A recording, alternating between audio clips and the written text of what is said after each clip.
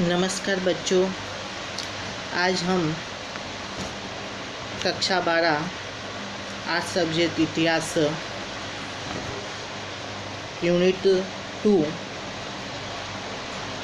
18वीं सदी के उत्तरार्ध में भारत में सत्ता प्राप्ति हेतु संघर्ष, इस पाठ का मैसूर हैदर अली के बारे में जानकारी प्राप्त करेंगे।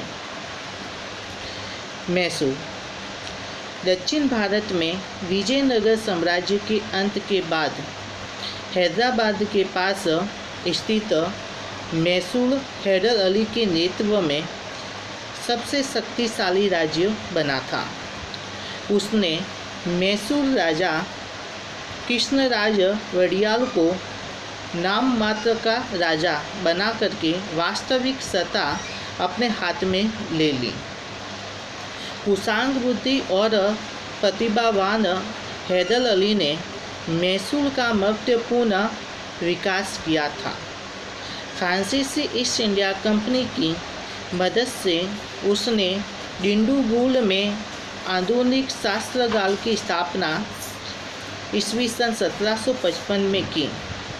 मैसूर में वास्तविक शासक ईस्वी सन 1761 बनकर उसने कंडन और मलबार तक का क्षेत्र अपने राज्य में मिला लिया। उसने मुगल शासन प्रणाली जैसे कि व्यवस्था स्थापित की। मैसूर स्वतंत्र निमाज मराठा और अंग्रेज के साथ संघर्ष रहता था।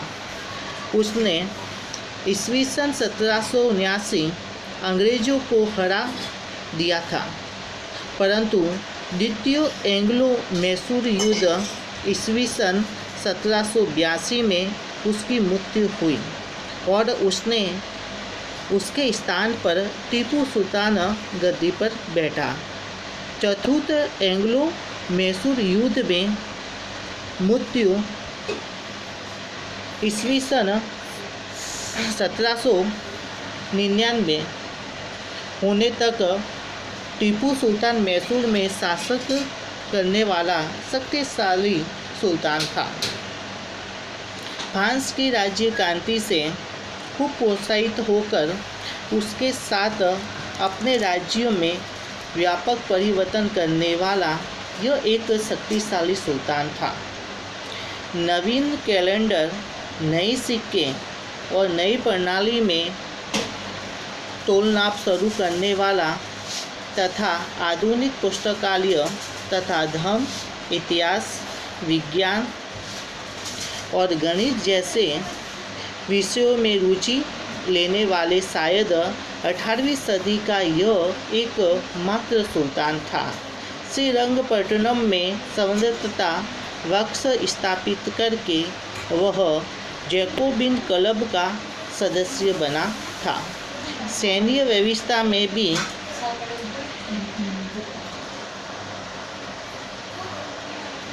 आधुनिकीकरण ला करके उसने उच्च कोटि की सेना तैयार की थी। यूरोपियन शैली में बंदूक और आधुनिक हथियारों से उसने सेना तैयार की थी। यूरोपियन शैली में बंदूक और आधुनिक हथियारों से उसने सेना का नवीनीकरण किया। इतना ही नहीं बल्कि उसने नौसेना तैयार करके ईस्वी सन 1774 जहाज भी बनवाया था। वह सभ्य भी प्रतिभा संपन्न सेनापति था। उसका कहना था कि बकरे की तरह लंबी जिंदगी जीने की अपेक्षा सिंह की तरह एक दिन जीना योग्य है। चतुर्थ एंग्लो मैसूर युद्ध में अंग्रेजों ने उसे हराया और वह वहीं लड़ते लड़ते वीर गति को प्राप्त हो गया।